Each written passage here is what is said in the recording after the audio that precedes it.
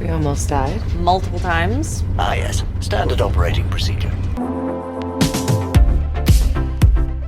Hey, welcome back to ScreenCrush. I'm Ryan Arey, and I want to talk about AHSOKA Episode 3, which I think is very promising for the rest of this series. But the episode still has some problems, which I'm going to get into in a little bit. And later I'm going to be joined by two true blue Star Wars fans. We have Heather Antos and Matt Singer. But first, here's my take. Let's get this party started.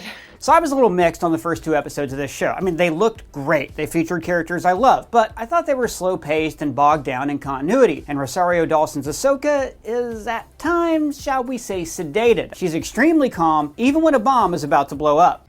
I'm not sure we have a minute. So even though I didn't think those episodes were great TV, they were fun Star Wars. Like, I just love Star Wars. Star Wars is a good time for me, even if it's like a little bit lazy and contradicts everything I loved about the original trilogy. Somehow Palpatine returned. And by the way, everybody, we have a Somehow Palpatine Returned t-shirt at our merch store, including the Hello There, The Apprentice Lives, Doug as the Child, and of course the original trilogy t-shirt. We actually designed these shirts ourselves, and the proceeds go to directly support our channel. And guys, thank you so much for watching. Oh, I love you so much. Now, even though I love Star Wars, it doesn't mean that I'm always on board with every creative decision that Lucasfilm makes. Like with the show Rebels, I never liked the premise that there were Force users in the rebellion running around right up until the events of A New Hope. When Luke shows up, it should be special, like, oh my god, a Jedi? Wow, you guys have been dead for years. Instead now it's, oh sweet, another Jedi. What, did you know Kanan and Ezra? They were just here. I mean, they fought against Sith Inquisitors and everything. So like, I was never going to be the guy who stood in line to watch Rebels Season 5. Although, I do love Thrawn, and I am so into the mystery of where he and Ezra are and who they are with. And actually, the mystery is one of the strongest aspects of this show, which I'm going to talk about later. But you gotta admit, those first two episodes were just a little bit stiff, and there's a lot of standing around in a room and talking. Like, AHSOKA is very stoic, when she's not really like that in either animated series. Remember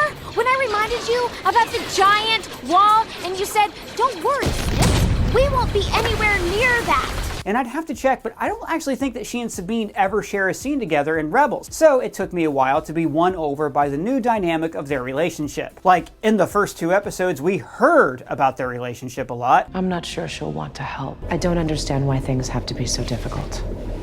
Well, considering your history, I'd say that's expected. But in episode 3, we actually got to see their relationship grow through action in the show. Hey, hold it steady! Remember, Learn to anticipate. Now's not the time for a lesson! You're just a little rusty. Overall, I like this episode so much, and it has none of the faults of the first two. But it does have a huge weakness that I want to talk about. You see, Hey guys. Oh my god, what happened to you? Last night I went out and I saw that Ninja Turtles movie. Oh yeah, it's good. I like that movie. Good movie. I like it. It's good. Yeah, it was good. And then you know Podrick from Game of Thrones? Yeah, of course. Why, was he in the movie? No, he was at the movie. No way. Yeah, and then after we hung out and, he took me to a couple places and I had a really good time. But next thing I know, this morning I wake up in some lady's sock drawer and she's trying to put me on. I don't know why people keep doing that to me. Dude, that is the craziest story I've ever heard. So how do you feel now? Oh, I want to die. Yeah, bro, I feel you, but I never feel that bad after a big night out anymore because I started using Z-Biotics. They're the sponsor of this video. So Z-Biotic is a pre-alcohol probiotic that is actually the world's first genetically engineered probiotic. It was invented by PhD scientists to tackle rough mornings after drinking. Z-Biotics really works. Like, I have a regular subscription that brings it to my house every month. So here's how the whole thing works. When you drink, alcohol gets converted into a toxic byproduct in the gut. Now, it is this byproduct and not dehydration that's to blame for your rough next day. So Z-Biotics produces an enzyme to break that byproduct down. It is designed to work like your liver, but in your gut, where you need it the most. So you take a Z-Biotic before you start drinking, and of course, don't be an idiot, drink responsibly and get a good night's sleep. I'm not kidding about this, guys. I love Z-Biotics. I don't drink often, but when I do, it's good to know that I'm going to be able to function the next day. I should have used a Z-Biotic. You won't regret it. I highly recommend you try Z-Biotics. So go to zbiotics.com/ScreenCrush or scan the QR code on screen right now to get 15% off your first order when you use the code ScreenCrush at checkout. Z-Biotics is backed with a 100% money-back guarantee. So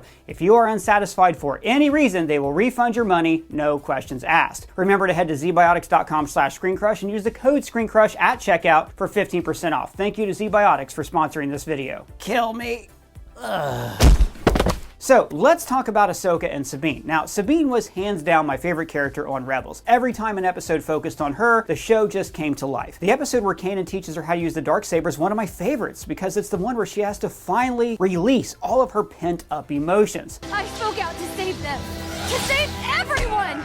But like I said, it was kind of weird that they forced this mentor-mentee relationship onto Sabine and AHSOKA. This was not foreshadowed by Rebels at all. So like Heather said last week, this is kind of like getting season 5 of a show, but we also like missed a special in there where we got to watch AHSOKA and Sabine train together. So that results in like a lot of exposition last week. She quit on me. Just like I walked away from. Yeah, like at the time, I didn't care about any of this. To me, it seemed like they were adding a new Jedi just to have a new Jedi. But Sabine's arc is different. She is a different kind of Jedi because she has low Force sensitivity. The past few Star Wars projects have introduced all these characters with Force readings that were off the charts. We had Anakin, then Ezra, then Rey. So it's nice to have a new learner who kind of sucks at the Force. You win this round. It actually makes her relatable to the audience. And in this episode, it was most important that we actually saw her relationship with AHSOKA reflected through their actions. So the dual training sequence showed Sabine's weaknesses as a student that we saw in Rebels. She rushes forward with her emotions. But this also displayed AHSOKA's weaknesses as a teacher. She expects Sabine to submit to her, like she did with Anakin. We even see their trainings paralleled from Tales of the Jedi in this show.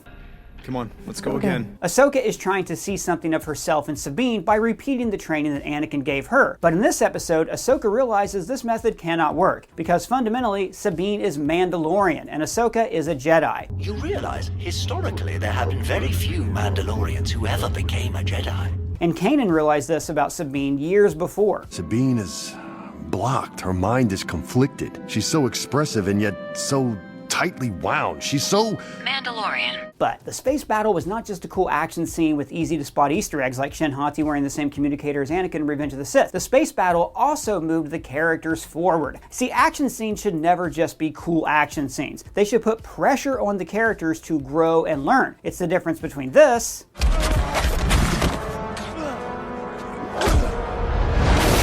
and this. So, in the space battle, the T-6 Jedi shuttle is way outgunned. I mean, these things weren't even originally designed to have weapons. They actually added them during the Clone Wars as a precaution. So, this fight forces AHSOKA to learn and grow, to be a better master. Remember, she is a first-time mentor. She refused to train Ezra, refused to train Grogu, although she did teach Ezra some sparring lessons. What are you doing? Teaching you. And in The Last Jedi, we saw that masters are often more flawed and conflicted than their students. Actually, that clip is depressing. Let's go with this one. we are what they grow beyond. So, in this battle, AHSOKA had to move in the direction that Sabine needed her to go. I mean, you can ask any coach. You have to shape your plan to your players. I also love that I don't know what's going to happen next. It has been forever since we've had a good Star Wars mystery. I mean, Star Wars started off with great mysteries. Darth Vader, who's the Emperor, what were the Clone Wars? And then gradually, over the years, Star Wars started to explain everything, and the galaxy got smaller and smaller and smaller. Every character was suddenly related to a Skywalker or a Palpatine. Because you're a Palpatine. So now the sprawling saga really just became about one family. But with the Disney Plus shows, the galaxy feels big again. There's Mandalorians, Night Sisters, another galaxy, the unknown regions, the Knights of Ren, Thrawn. We have no idea what's about to happen. Who are Balin and Shin Hati? Where is Ezra? Who is Merrick? So much fun. And this episode had the member berries. With the blast shield down, I can't even see. How am I supposed to fight? The spacewalk was silly, but like fun Star Wars silly. And Hu Yang is a fussy protocol droid sidekick like C-3PO, except he's also brutally honest, like if you set Kramer loose in Star Wars. Well, you're as pretty as any of them. Just need a nose job. And Hu Yang's play-it-by-the-book style perfectly contrasts to AHSOKA and Sabine and highlights just how much AHSOKA needs an apprentice that can anticipate and improvise around the needs of their missions. And AHSOKA actually cracked a smile when they had a lead on Ezra. I am very excited for where this show is going. And actually, once again, shout out to the brilliant score by Kevin Kiner.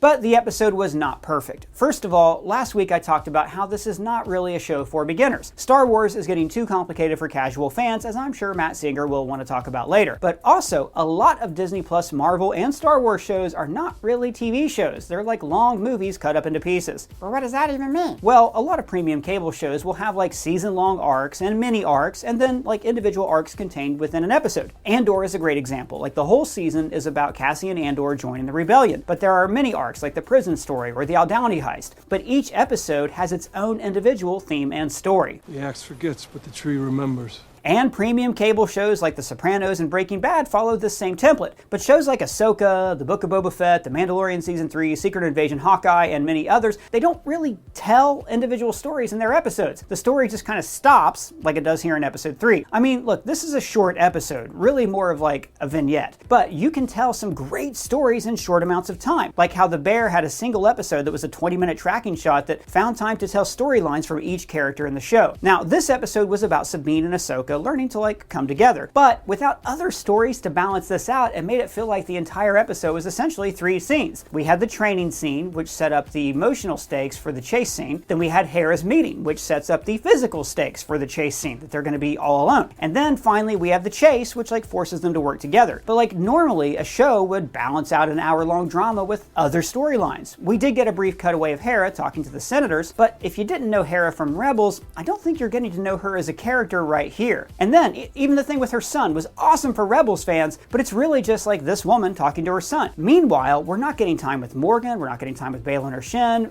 making this kind of feel like segments of a movie rather than TV episodes. But still, I loved everything we did get in the episode. I just wanted more! But that's just my thoughts. I'm thrilled to be joined here by 2 of my favorite people. We have Heather Antos, who is the Senior Group Editor of Licensing at IDW Comics and ScreenCrush Editor-in-Chief and author of the forthcoming book about Siskel and Ebert called Opposable Thumbs, Matt Singer.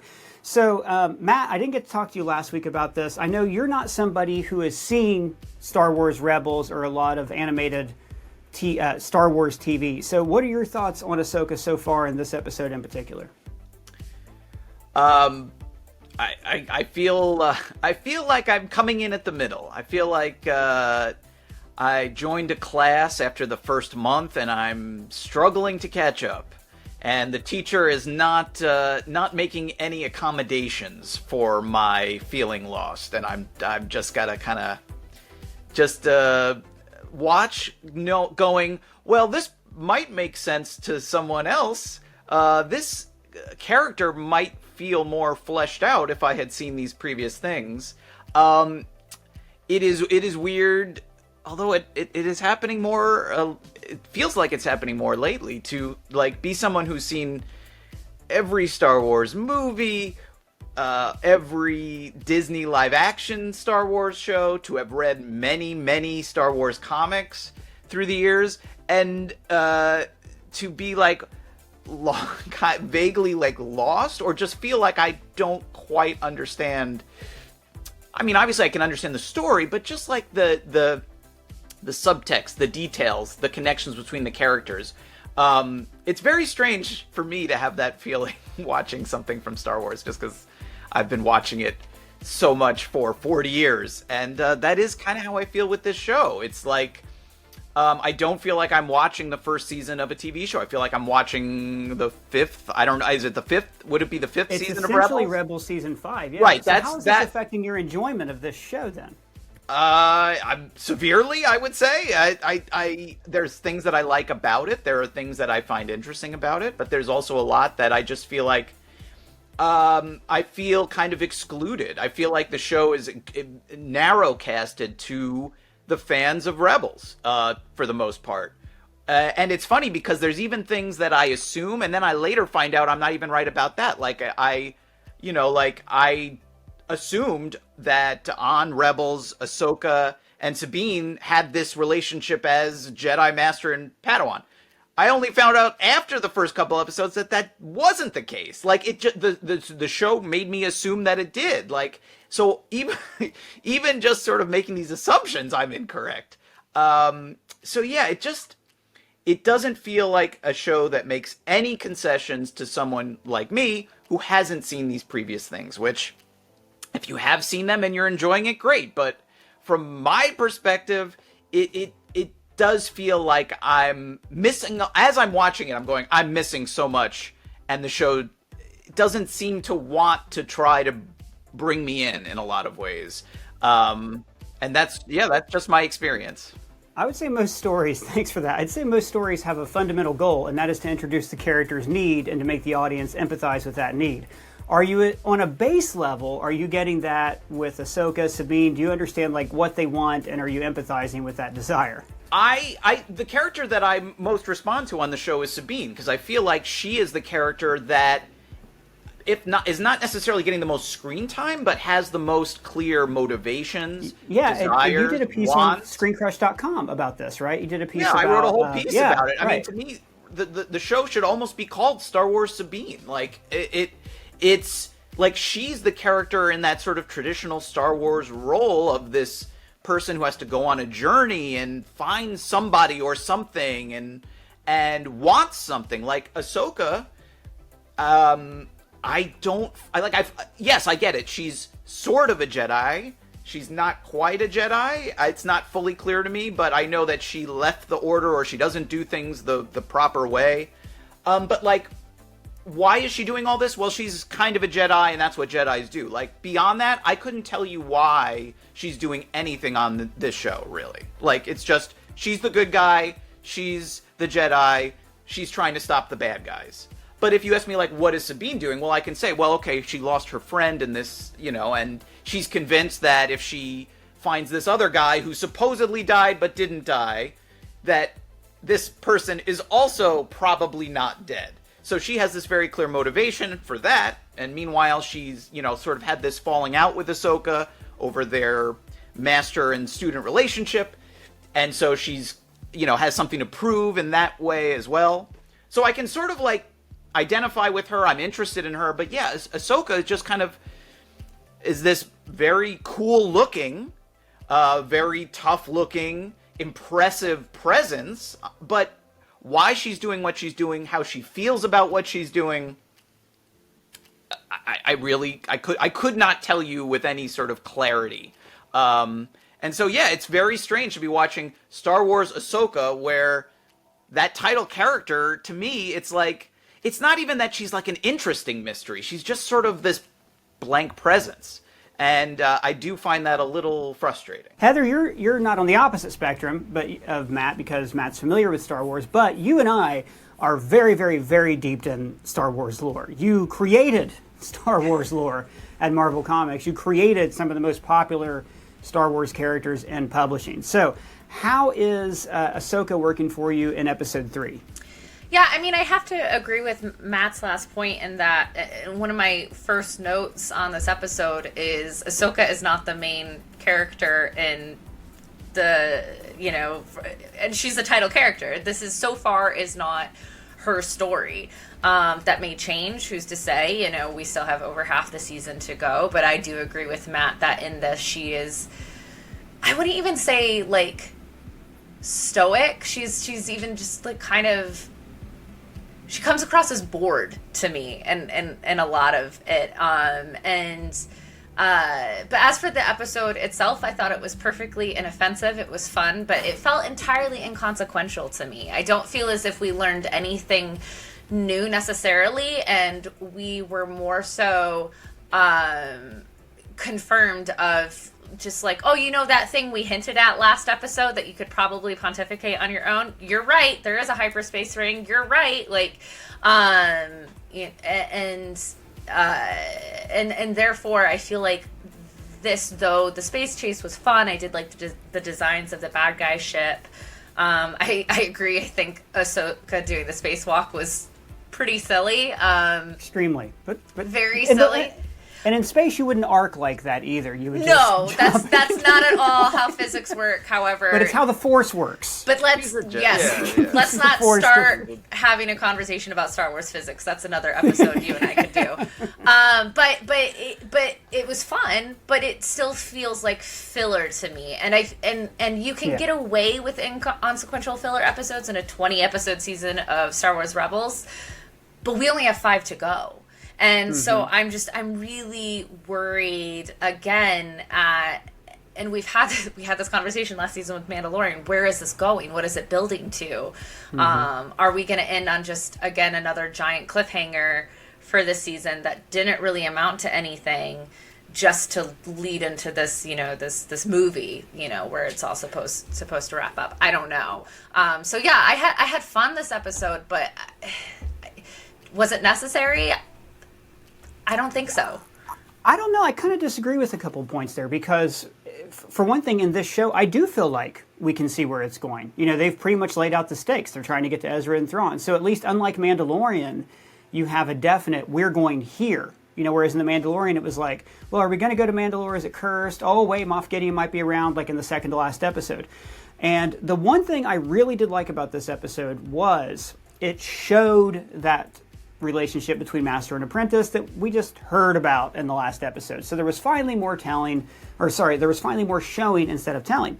And Matt, hearing Heather talk about this, I don't understand, you know, how you could possibly be confused. It's very simple. I mean, before Luke, there was another Jedi being trained by an ex-Jedi who used giant space teleporting wheels called Purgil to take an evil guy named Thrawn, who's not in the movies but was really important in the interim between the different movies, and they went to a different galaxy somewhere, and now they're being hunted by Force witches who were also extinct, by the way, who also fathered Darth Maul. What is not to understand about that? It's clear as crystal. My worry, mistake. What I was going to say, those Force witches were not in the movies either, so... No, but they were heavily implied. I mean, look, I will say to what Heather was saying, comparing this episode or this season of the show to The Mandalorian last season, the part that I totally agree with is that it's just the idea of, like, the focus of these shows seems so... I don't know, it's just strange where you feel like you're signing up for one show and you're handed another show, basically.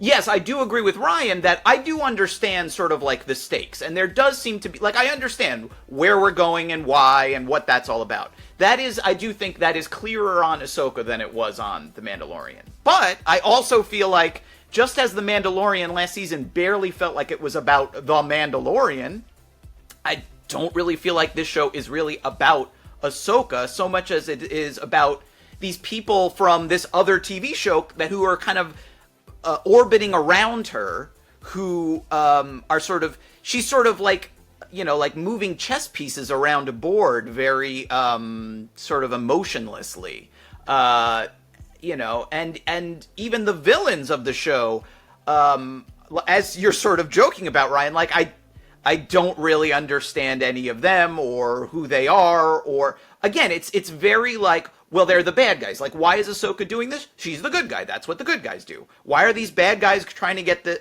Thrawn? Well, they're the bad guys, and that's what bad guys do. They want the other bad guy. They want to get the bad guy to do other bad things. Like, that's all I'm getting. That's all I understand, and I don't really feel like... And maybe the show will eventually explain why these... Again, they're like sort of Sith. I guess they're... I don't really know how to describe the other bad Actually, we don't either, which is one of the fun things okay, about see, it. but that's the thing. Like, I don't even... Yeah. I don't know. Super cool. Right, okay.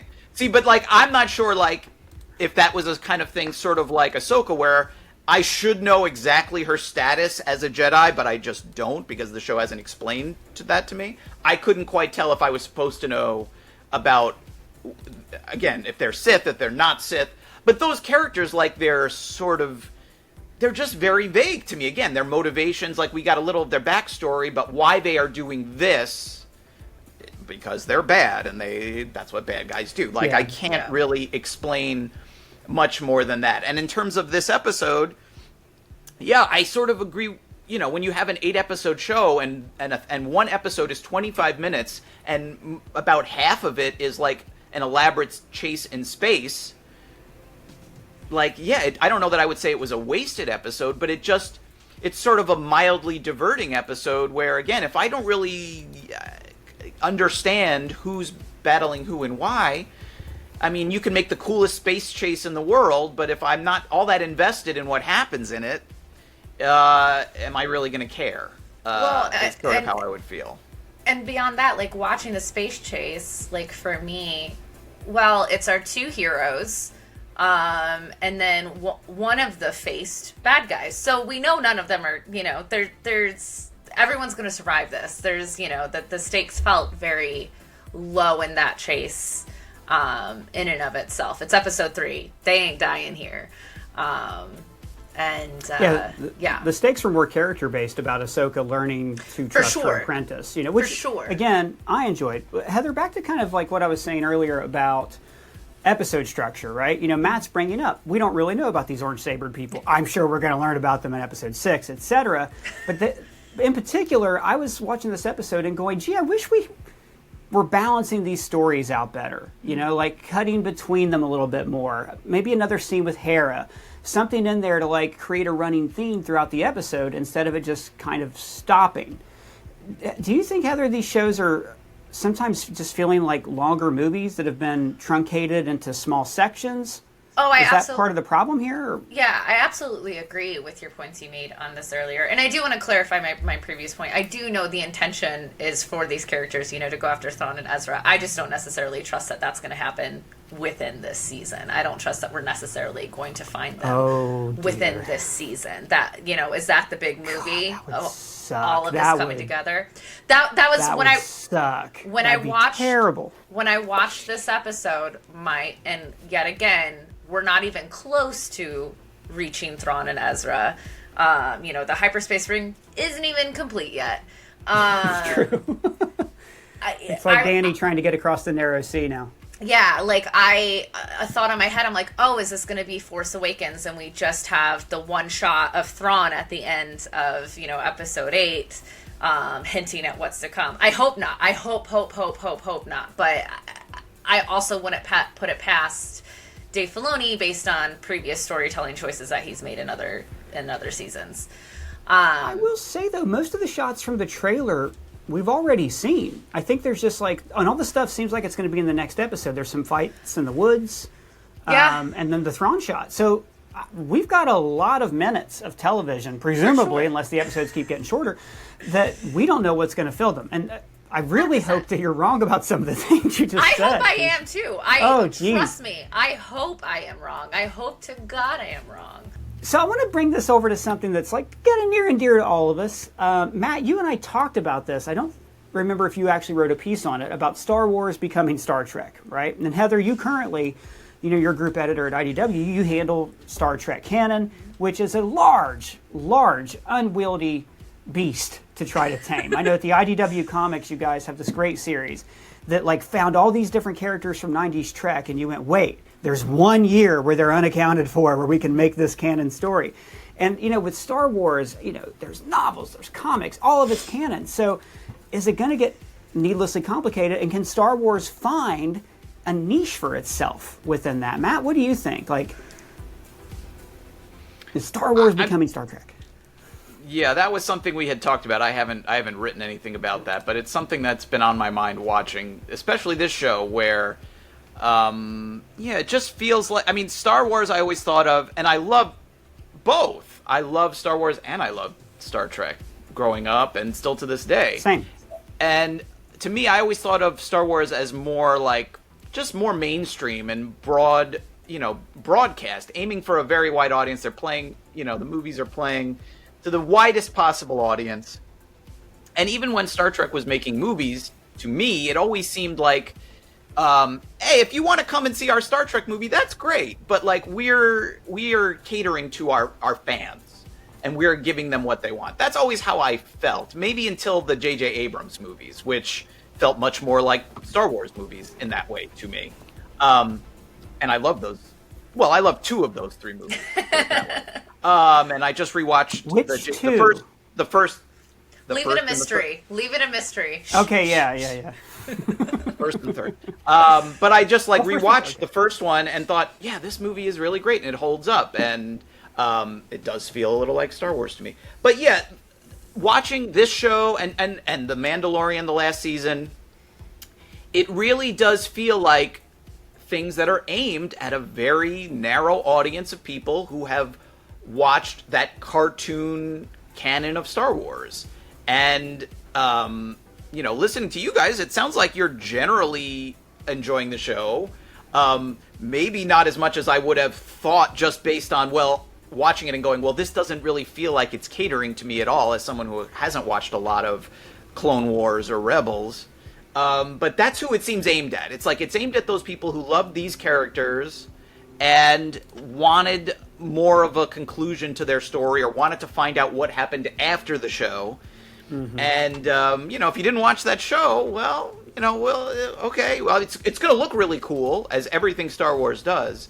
But that's, it does not feel like it's making many concessions to that wider audience, even of people who watch like The Mandalorian, the first seasons, you know, at least, where I really felt like anyone could watch like The Mandalorian season 1 and just watch it, you know, like you maybe didn't even need to know the original Star Wars movie, you know, it was a Western in space. I don't know, I'm very curious to see how you make a movie for theaters that follows this, because this already feels hard, not hard to follow, but just sort of not aimed at a wide audience. Let's put it that way. So how do you make a movie that follows this that I thought was supposed to be for theaters that is presumably, based on what it must cost to make it, has some sort of concessions to an audience that maybe hasn't even seen some of these TV shows? I really, that to me seems like an enormous creative challenge.